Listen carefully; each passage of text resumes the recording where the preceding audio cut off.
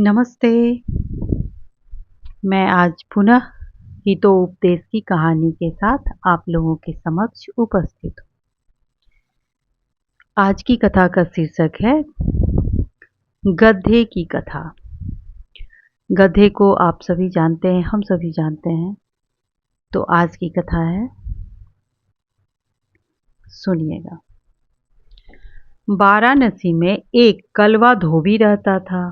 वह बेचारा सुबह ही गंगा घाट पर जाकर लोगों के कपड़े धोता और रात को उन कपड़ों को गड्ढे पर लादकर वापस आ जाता। थके हुए धोबी को नींद तो खूब आती थी। एक रात धोबी बड़ी गहरी नींद में सो रहा था। रात को उसके घर में चोर घुस आए। उसका गधा तबेले में बंधा हुआ था। उसके बाहर ही एक कुत्ता बैठा था। गधे ने कुत्ते की ओर देखकर कहा, देखो भाई, तुम घर में चौकीदार हो। इस समय घर में चोर आ घुसा है। तुम्हारा फर्ज है जोर जोर से भौंकना ताकि मालिक जाग जाए। कुत्ते ने झट से बोला, देखो भाई गधे, तुम्हें मेरे फर्ज के बीच में अपनी टांग नहीं फंसानी चाहिए, क्योंकि तुम नहीं जानते कि मैं रात दिन कैसे इस घर की रखवाली करता हूँ। यही वजह है कि मालिक घर के बारे में कोई चिंता ही नहीं करते, मेरी विशेषता के ऊपर भी ध्यान नहीं देते। बात यहाँ तक पहुँच गई है कि मालिक अब मेरे खाने पीने तक की ओर ध्यान नहीं देता। मेरे दोस्त, एक बात याद रखो कि जब तक मालिकों का थोड़ा बहुत नुकसान न हो, तब तक वे नौकरों की विशेषता भी नहीं समझते।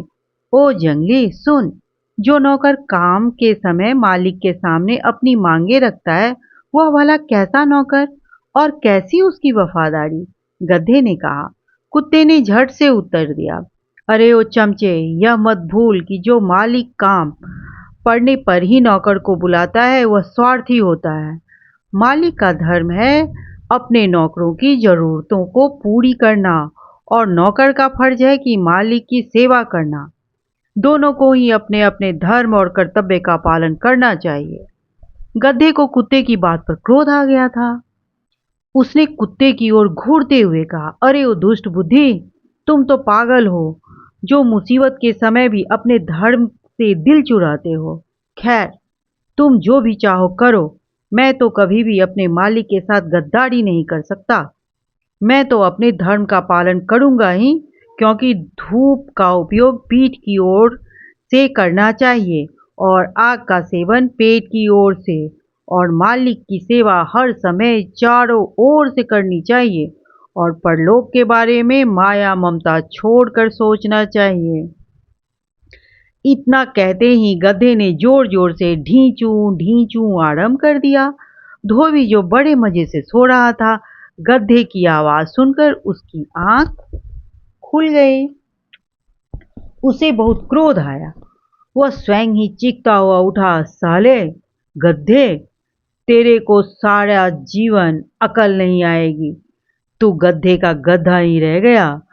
इतना कहते हुए धोबी ने एक मोटा डंडा उठाया और आओ दिखाना ताव उस गधे को डंडे उस गंधे गधे के ऊपर डंडे बरसाने आरंभ कर दिए।